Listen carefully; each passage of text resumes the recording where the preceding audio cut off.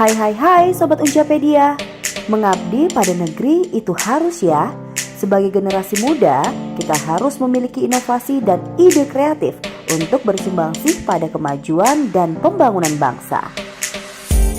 Salah satunya dilakoni oleh belasan mahasiswa-mahasiswi Universitas Jambi ini. Melalui program inovasi desanya, mereka mengimplementasikan solusi kebutuhan para petani dan rumah tangga, membuat pupuk menggunakan teknologi dan bahan ramah lingkungan. Ingin tahu seperti apa produknya? Simak Unjapedia berikut ini ya.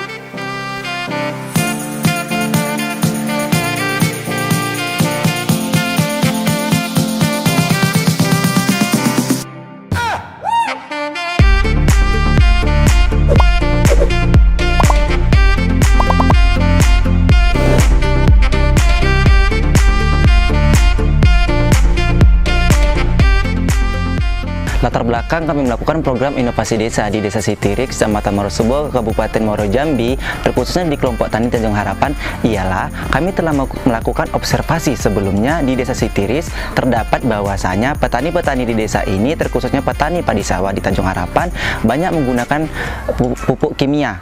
Dengan demikian, kami sebagai mahasiswa Universitas Jambi melakukan program inovasi desa di desa ini dengan mengangkat program yang pertama itu pembuatan pupuk dasar JADAM atau JMS, Jadam Microorganism Solution, dan juga pembuatan pupuk dasar serbuk kayu, yang dimana seperti kami ketahui sebelumnya di desa ini banyak pembuatan somel atau kayu untuk pembuat bangunan rumah. Jadi banyak menghasilkan serbuk kayu yang dapat kita gunakan sebagai pupuk dasar.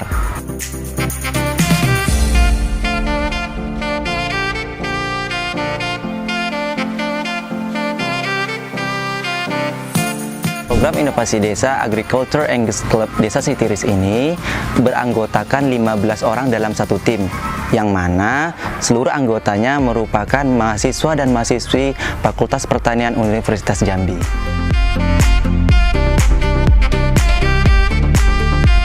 Kegiatan ini merupakan program yang didukung oleh Universitas Jambi melalui program Inovasi Desa, yang dimana mahasiswa dan mahasiswinya akan terkonvers secara otomatis tanpa melakukan perkuliahan reguler, dan juga akan mengkonversi nilai KKN pada semester 7.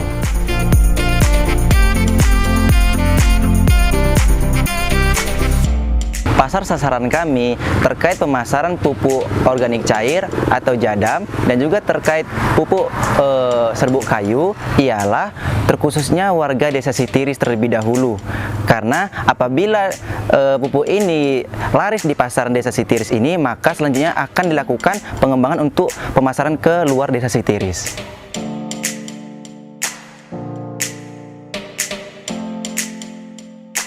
Filosofi dari logo yang kami sendiri itu kami ambil berdasarkan dari program inovasi desa kami, yaitu dengan judul Implementasi Smart Farming berbasis LEISA, Law External Input Sustainable Agriculture, dan Digital Marketing pada padi sawah.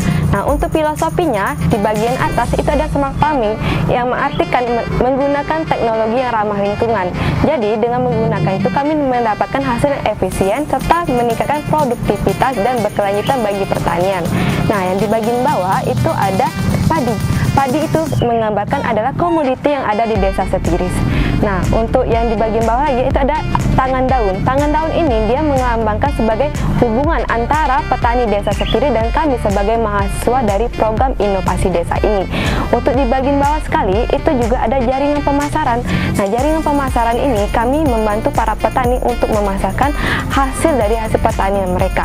Nah, untuk di bagian atas ada yang berwarna hitam, itu ada rumah produksi. Nah, kami sebagai naungan dari program inovasi desa menaungi para petani yang ada di Desa Sitiris.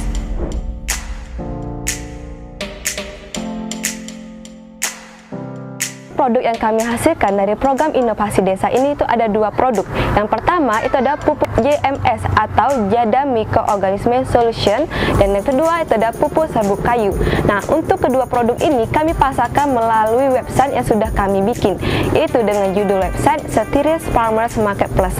Nah, di dalam website inilah akan kami pasarkan dua produk ini dengan harga yang pertama. Untuk produk JMS sendiri itu kami pasarkan 1 liter produk JMS dengan harga 30.000, dan untuk pupuk serbuk kayu kami hargakan dengan 2 kg pupuk serbuk kayu itu seharga 20.000.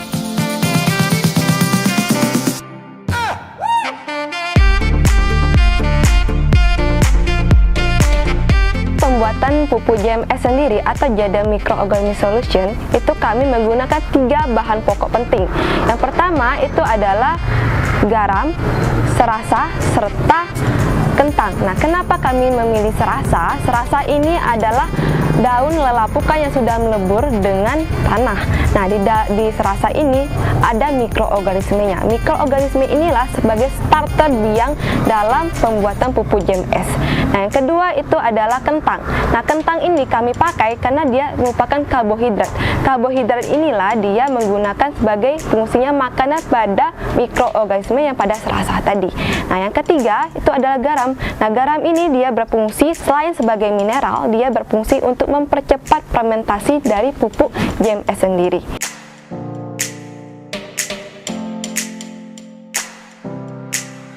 Proses pembuatan dari pupuk JMS sendiri yaitu pertama kita tuangkan air sebanyak 5-10 liter air ke dalam toples atau baskom. Nah, yang kedua yaitu kentang tadi kita rebus selama 20 menit sampai lembut. Setelah kentang tadi rebus, kita masukkan ke dalam sarung tangan. Nah, setelah dimasukkan ke dalam sarung tangan, kita remas-remas kentang tadi sampai mengeluarkan sari patinya. Baru kita aduk sampai rata dengan air. Nah, untuk proses yang ketiga yaitu serasa tadi. Serasa tadi kita masukkan juga ke dalam sarung tangan. Nah, sudah dimasukkan sarung tangan, kita remas-remas juga sampai mengeluarkan warna yang agak gelap yang menandakan bahwa serasanya sudah keluar dari sarung tangan tadi. Setelah dikeluarkan, maka kita campur lagi ketiga bahan pokok tadi.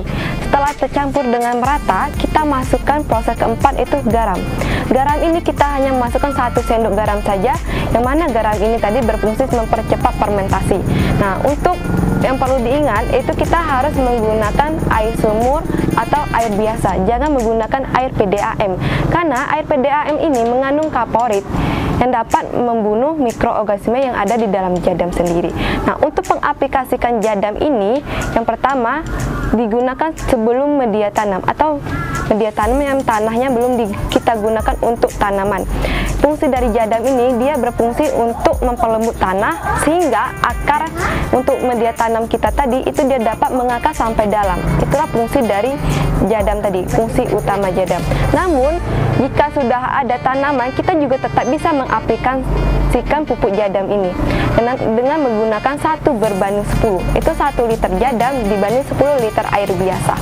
Nah, itu digunanya kita tinggal semprot aja ke media tanam tadi. Nah, dengan fungsinya untuk sebagai pestisida pada media tanam.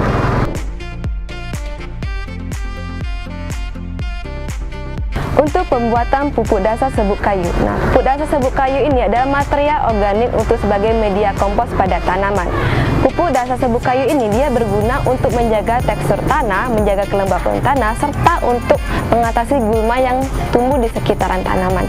Nah, untuk pembuatan dari pupuk dasar serbuk kayu ini menggunakan 2 bahan pokok saja. Yang pertama itu ada M4 dan gula merah sebanyak 2 ons. Nah, M4 ini digunakan untuk mempercepat dari fermentasi serbuk kayu sendiri, karena di M4 ini dia ada asam asetat, ada asam laktat, yang mana bakteri ini dia menggunakannya untuk fermentasi tadi.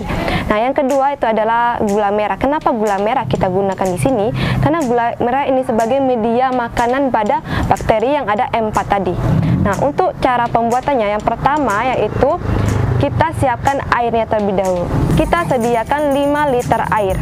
Nah, untuk menggunakan M4 sendiri, itu kita menggunakan akurasi 1 liter air dengan 1 tutup botol dari 4 tadi. Jadi, kita sudah sediakan air, kita masukkan 5 tutup botol M4 kepada 5 liter air tadi. Setelah dimasukkan, kita aduk sampai merata. Sudah aduk sampai merata, terus kita masukkan gula merah yang sudah hancur, kita larutkan lagi sampai merata ke dalam larutan tadi. Sudah didiamkan, terus kita diamkan selama 20 menit. Kenapa didiamkan selama 20 menit? Itu kita untuk membangunkan bakteri yang ada di M4 tadi. Nah, setelah kita tunggu selama 20 menit, kita campurkan, kita aduk merata sama serbuk kayu tadi sampai merata. Sudah sampai merata, kita masukkan lagi ke dalam karung, terus kita ikat sampai tertutup. Sudah ikat sampai tertutup, kita fermentasikan. Kita tunggu sampai 15 hari sampai 1 bulan di tempat yang lembab. Nah, jika sudah jadi pupuk dasar serbuk kayu ini, dia akan berwarna gelap. Itu menandakan bahwa pupuk ini sudah siap digunakan.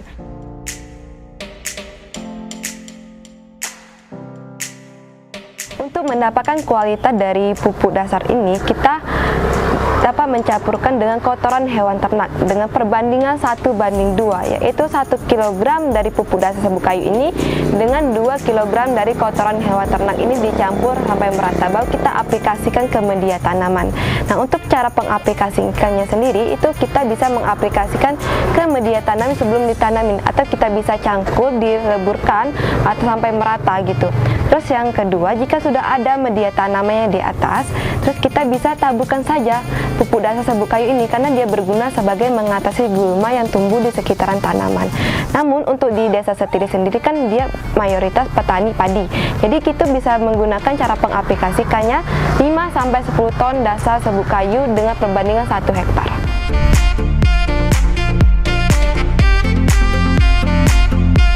Untuk daya tahan dari produk ini sendiri, yang pertama ada pupuk JMS, dia bisa bertahan selama 1 bulan karena mikroorganisme bisa mati dalam 1 bulan.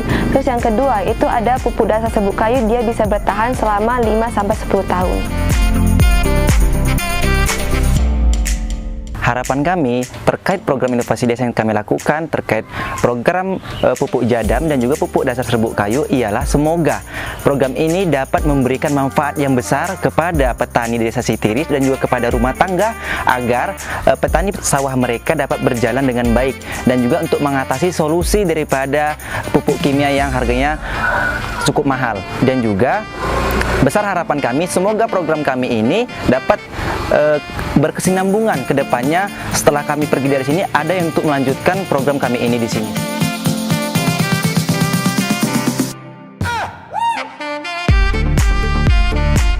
Proyek Desa Sitirik 2023 Muda